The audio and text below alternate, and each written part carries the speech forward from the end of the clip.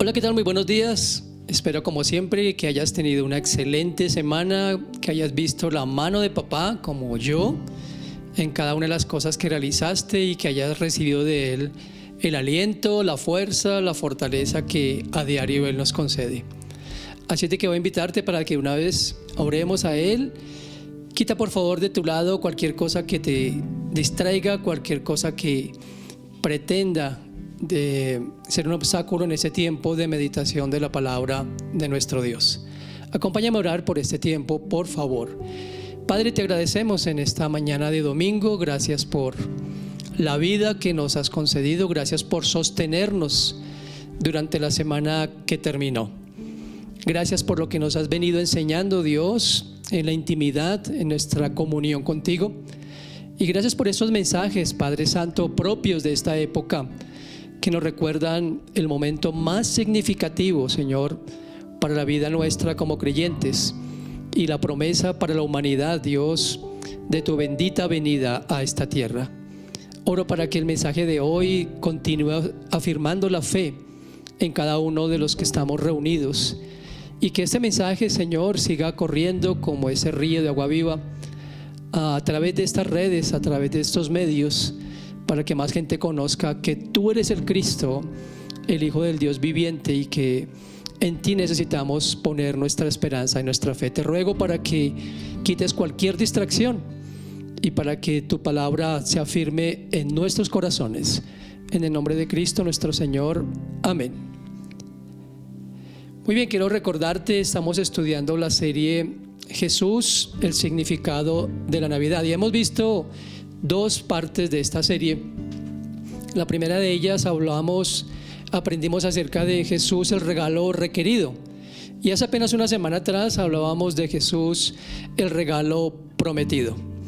Y en ese pasaje vimos, a manera de resumen muy breve, cómo Judá, en cabeza del rey Acaz, había fallado al creer en ese mensaje que Dios le había dado por medio del profeta Isaías. Todo lo que debía haber hecho Acaz era creer, tan solo dar un vistazo hacia atrás a todo lo que Dios había hecho a través de la historia y cómo mantuvo su promesa vigente para él y para la nación, que en ese momento se encontraba en una grave crisis de la que hablé en el pasaje pasado. De hecho, te invito para que por favor visites este canal de YouTube y puedas ver esas dos enseñanzas si no las has podido observar. Sin embargo, Dios, a pesar de la falla de Acaz, reafirmó su promesa diciendo que la Virgen concebiría y daría a luz un hijo que llamaría Emanuel. Examinamos detenidamente el término Emanuel, examinamos detenidamente el término Jesús, que era el nombre que José debía colocar a su hijo. Y ambos nombres tenían un significado muy profundo que, como ya lo dije también en esa ocasión, pues sigue vigente. Hoy quiero hablar de la tercera parte del mensaje de esta serie que he titulado Jesús, el significado de la Navidad, y hoy hablaremos de Jesús, el regalo anhelado. Y sabes, cuando pensamos en algo que anhelamos, pensaba mientras preparaba este mensaje en mi niñez y aún en mi adolescencia. Seguramente en tu casa, como en la mayoría de hogares colombianos, tenían el buen hábito, la buena costumbre de poder dar detalles, de poder dar esos obsequios que significaban el amor, el aprecio, la fraternidad, la unidad. Y yo recordaba cómo de niño anhelaba aquel detalle, aquel regalo que papá tal vez me había prometido, seguramente porque había culminado con éxito mis estudios escolares. Y aún en mi adolescencia también teníamos esa buena tradición en casa de poder darnos presentes, regalos, y jugábamos al famoso amigo secreto, donde todos daban señales de lo que querían recibir para esa noche de Navidad, ese regalo de Navidad. Y empezaba uno a anhelar, a desear que llegara pronto ese día, que pronto recibiera uno ese detalle.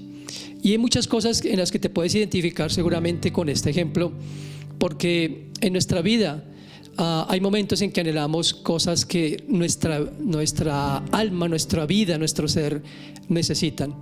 Y desde el punto de vista espiritual, también había en esa época de la que hemos venido estudiando un gran anhelo. Había un anhelo de parte de Israel, había un anhelo de parte del pueblo judío particularmente. Esperaban que la situación fuera restaurada, que las cosas cambiaran pronto, que todo volviera a tener un sentido y todo volviera, por decirlo así, ellos tener la paz que realmente anhelaban. Y hay un versículo maravilloso en el Evangelio de Lucas, capítulo 2, versículo 25, y lo voy a leer en la versión Reina Valera 60, donde dice que había en Jerusalén un hombre llamado Simeón, y este hombre justo y piadoso, dice este versículo, esperaba la consolación de Israel, y el Espíritu Santo estaba sobre él. Eran tiempos realmente difíciles para los judíos. Recuerden que la nación estaba bajo el yugo de Roma. Palestina, la provincia donde estaban ellos, era gobernada por el rey Herodes. Y aunque si bien es cierto, el rey Herodes había contribuido a la reconstrucción del templo y había llevado a cabo otro tipo de obras públicas, el reinado de este hombre se caracterizaba por el odio y la humillación de los judíos, además de los altos impuestos, la brutalidad y el crimen eran los que distinguían el gobierno de Herodes. Así es de que, como dice aquí este versículo que consignó Lucas en su evangelio, Simeón, como muchos de los judíos, esperaba la consolación, dice acá, de Israel. Es muy probable que Simeón, como todos los judíos, conocieran parte o al menos buena parte de las profecías como las que ya citamos, y por esa razón esperaban la consolación de Israel. Y quiero referirme a otra parte de la profecía que está en Isaías, en el capítulo 9, versículos 6 y 7. También la voy a leer en la versión Reina Valera 60, donde dice el profeta por inspiración del Espíritu Santo de Dios: porque un niño nos es nacido, hijo nos es dado, y el principado será sobre su hombro, y se llamará su nombre Admirable, Consejero, Dios fuerte, Padre eterno, Príncipe de paz. Dice el verso 7: lo dilatado de su imperio y la paz no tendrán límite sobre el trono de David y sobre su reino, disponiéndolo y confirmándolo en juicio y en justicia desde ahora y para siempre. Y mira cómo cierra este pasaje de forma tan maravillosa: el celo de Jehová de los ejércitos hará esto. Consideremos juntos en este mensaje esas 5 cosas que tanto Simeón como todos los judíos anhelaban, esperaban ver allí en ese momento histórico de tanta necesidad, de tanta espera. Lo primero que observamos es que dice el profeta Isaías: alguien con el poder de gobernar. Eran ese alguien que esperaban ellos. Desde luego, como ya lo cité, estaban bajo el yugo de un gobierno tirano, dictador, estaban siendo oprimidos con imposiciones de impuestos, con un gobierno autoritario, dominante, y ellos anhelaban a alguien que los gobernara en verdadera paz, con justicia y equidad. Este Mesías que nacería y del cual hablaré en el último mensaje, jamás se involucraría en ningún tipo de política, aunque sí tenía un interés en el gobierno, porque el mensaje de Cristo llegaría a todas las latitudes, a todo hombre y a toda mujer, y no solamente a los judíos, porque el deseo de Dios era y sigue siendo que todos conozcan de su salvación y de su maravilloso plan. Jesús no haría jamás parte de ninguna facción política de ese momento, ni del gobierno judío ni del gobierno romano, por las razones que acabo de mencionar. Cristo tenía buenas razones para mantenerse aparte de la política. El mensaje que él predicó era acerca del gobierno, pero del gobierno que establecería su Padre Dios en la tierra, uno que vendría a través no del esfuerzo humano, el mensaje de Jesús es acerca de un gobierno perfecto, de un gobierno que regiría el mundo, pero basado en el amor y en la verdadera paz.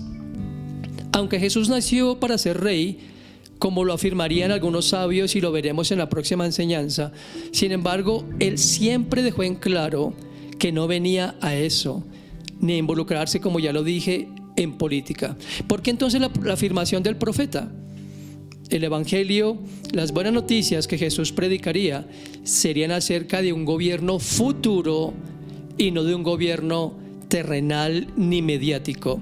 Él hablaría acerca del reino de Dios, un gobierno que será establecido más adelante cuando Él se convirtiera en el Rey de Reyes y Señor de Señores, como le estaba aquí profetizando Isaías, porque es un mensaje para siempre. ¿Por qué es relevante ese mensaje en esa época? ¿Y por qué es relevante en la actualidad? Quiero decirte por qué.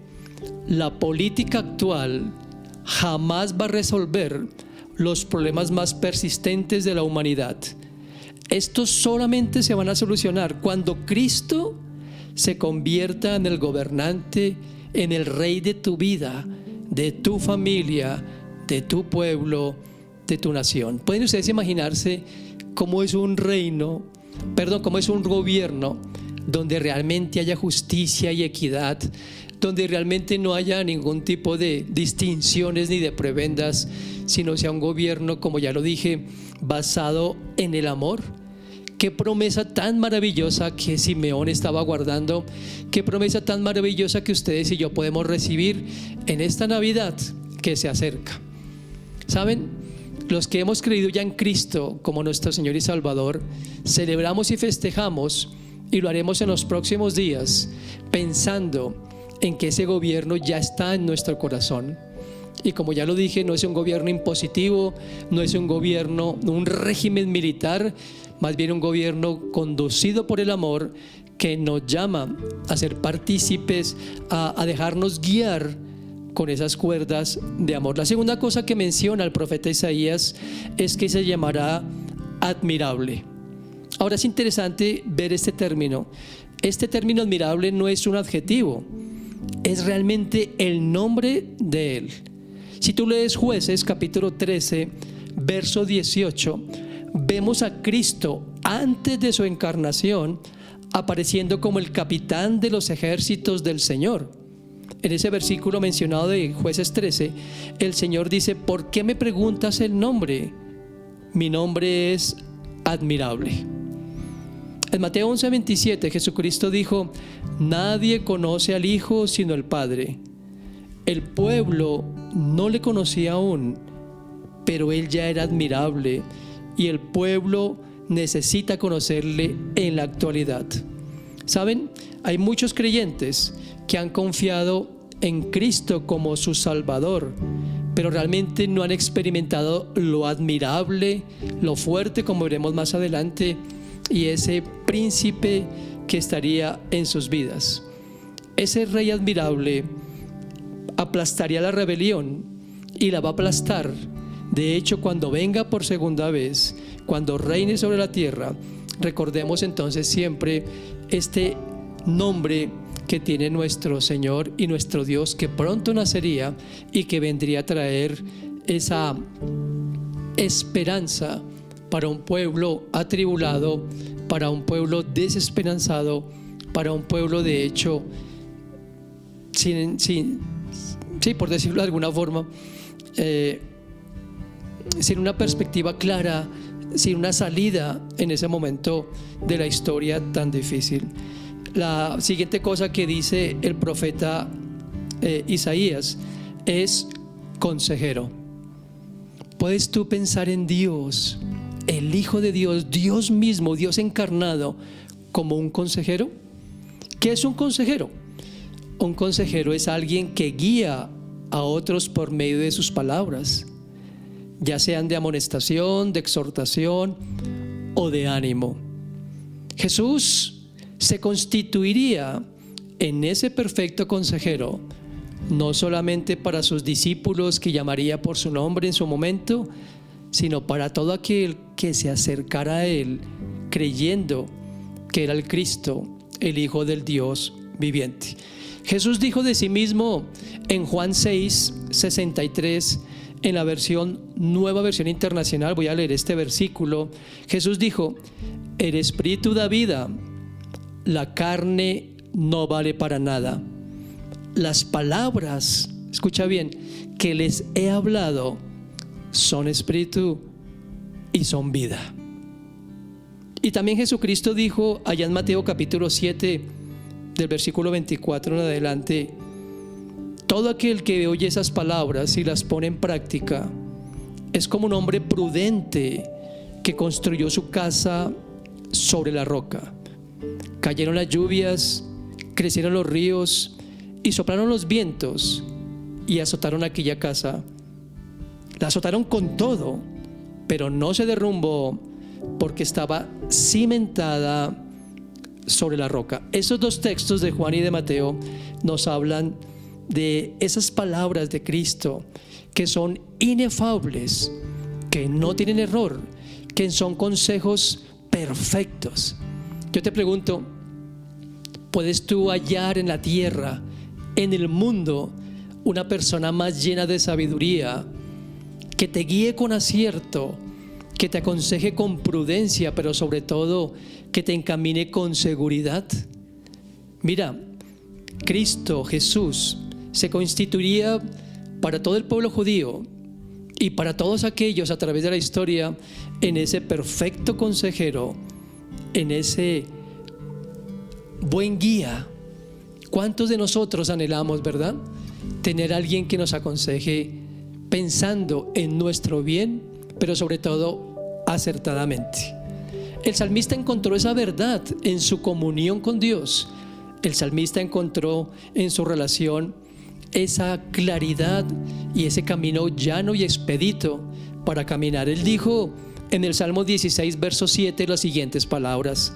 También están en la versión NBI: bendeciré al Señor que me aconseja. Aún de noche me reprende mi conciencia. Creo que esto no necesita mayor explicación, mayor profundización. Qué lindo, ¿verdad? Qué maravilloso es que tú y yo encontremos en estos 66 libros de la palabra de nuestro Dios el perfecto, el oportuno y el acertado consejo para nuestro diario vivir. Por eso es que David fue llamado un hombre conforme al corazón de Dios. Por eso es que todos los antiguos que tuvieron éxito lo tuvieron en el momento que escucharon atentamente la voz de Dios, que no dudaron y que no antepusieron ni su consejo particular, ni mucho menos atendieron a las voces de terceras o cuartas personas. No estoy diciendo con esto que una persona no te pueda aconsejar sabiamente, pero quiero animarte, porque ese buen consejero que nacería en Belén, ese consejero hoy quiere a ti guiarte. Y como ya lo dije, tan solo es que vayas a su palabra y busques ahí ese perfecto consejo. La cuarta cosa que menciona el profeta Isaías es que es Dios fuerte. Dios fuerte. Wow. ¿Saben que esto me hizo recordar una reflexión, una meditación que alguna vez leía, donde dos niños pequeñitos, seguramente tú como niño alguna vez viviste esa experiencia, ¿verdad?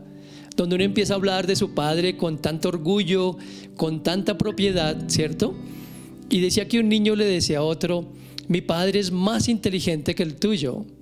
Y el otro niño decía: bueno, pero yo tengo un padre mucho más fuerte que el tuyo. Me pareció tan simpática esa ilustración.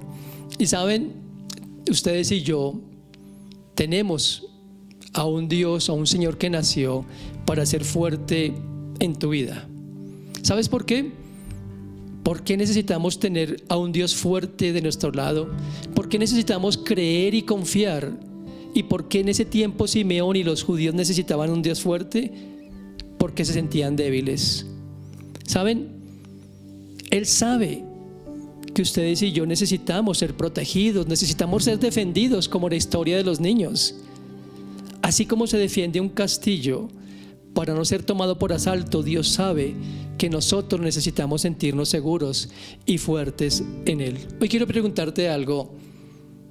¿En qué área o áreas de tu vida te sientes débil? ¿Necesitas acaso que Dios renueve tus fuerzas físicas? Él promete hacerlo. El mismo Isaías, inspirado por el Espíritu Santo, dijo: Él fortalece al cansado y acrecienta las fuerzas del débil. Eso es en capítulo 40, verso 29. ¿Necesitas de pronto ser alentado o alentada, fortalecido o fortalecida interiormente? Yo creo que a menudo lo necesitamos, ¿verdad? A menudo necesitamos ser alentados interiormente. Jesús nos hace esta invitación: vengan a mí, todos ustedes que están cansados y agobiados, y yo les daré descanso. Esas palabras las consignó Mateo en su Evangelio, en el capítulo 11, verso 28. ¿Acaso tienes miedo al futuro? Ya sea lo que sobrevendrá para ti o a tus hijos. Pues el Dios fuerte, el Dios poderoso, te declara lo siguiente: yo estoy contigo, te protegeré por donde quiera que vayas, no te abandonaré hasta cumplir con todo lo que te he prometido. Esas palabras se las dijo Dios, el Señor, a Jacob, allá en Génesis capítulo 28, versículo 15.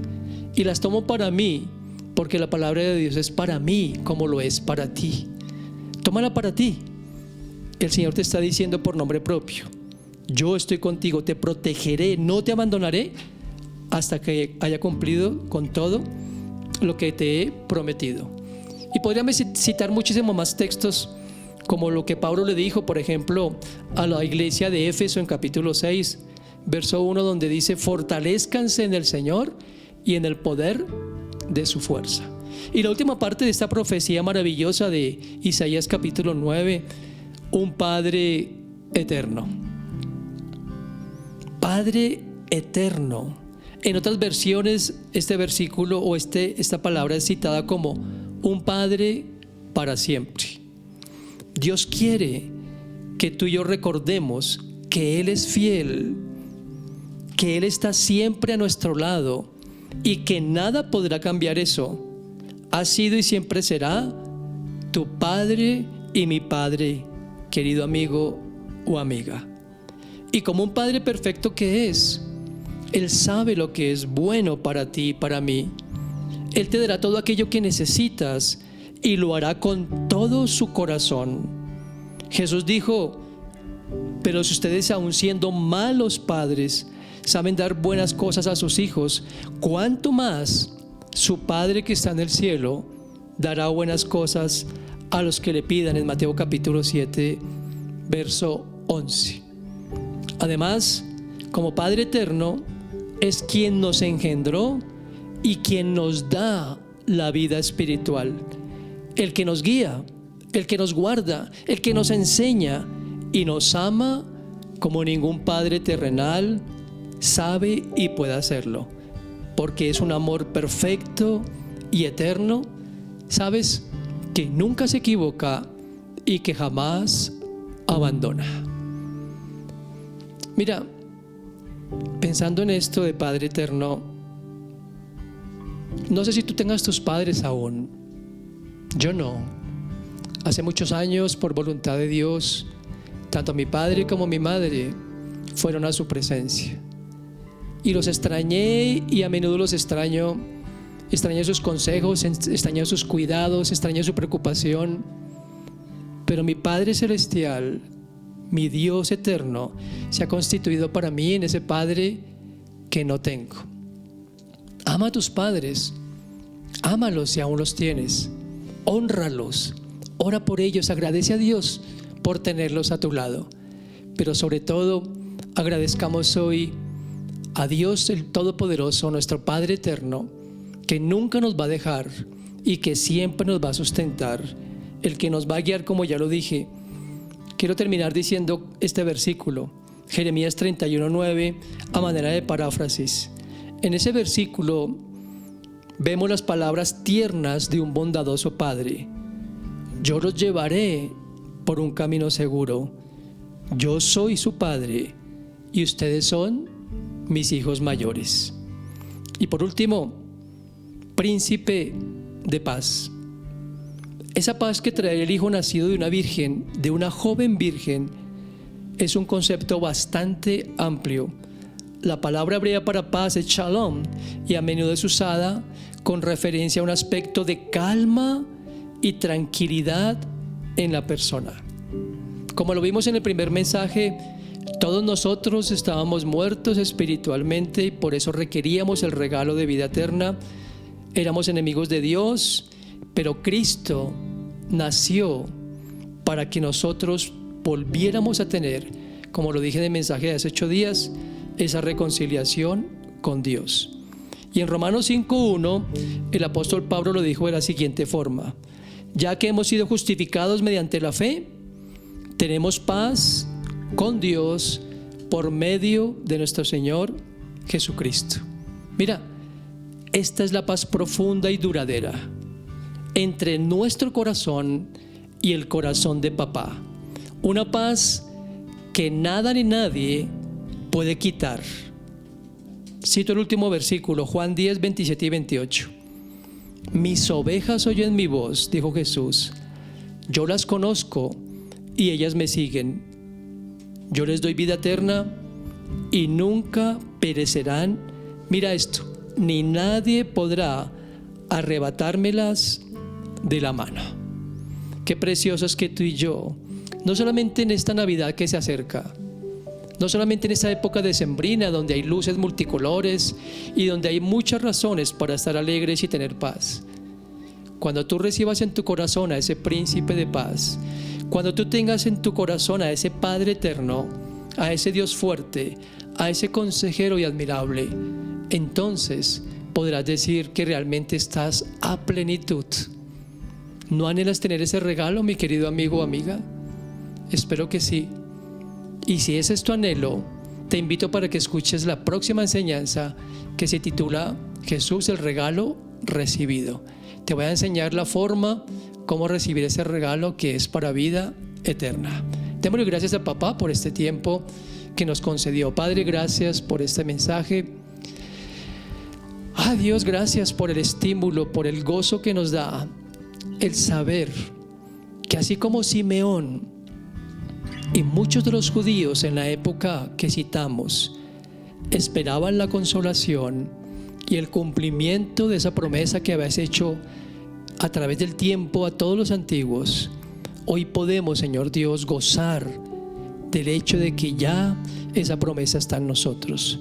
Pero hay muchas personas, tal vez tú estás escuchando este mensaje el día de hoy, tal vez tú estás anhelando ser lleno de esa verdad de Dios. Y quiero invitarte para que de una forma humilde reconozcas que necesitas a Cristo, que necesitas restaurar tu comunión con Dios.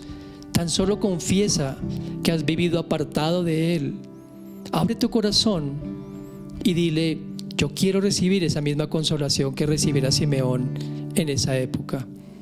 Padre, gracias por tu palabra y oro que tú la firmes en el corazón de cada uno de nosotros. En el nombre de Cristo, amén. Muy bien, como te estaba diciendo al comienzo de la enseñanza, esta es la tercera parte de la serie Jesús, el regalo, el significado de la Navidad, perdón. Te invito para que escuches las enseñanzas anteriores. Recuerda suscribirte a este canal de YouTube. Si no lo has hecho, comparte con tus allegados, tus contactos, este perfil de YouTube, y encuéntranos también en Instagram, que ahí tenemos también contenido para ti. Próximamente recibirás más contenido para tu edificación espiritual.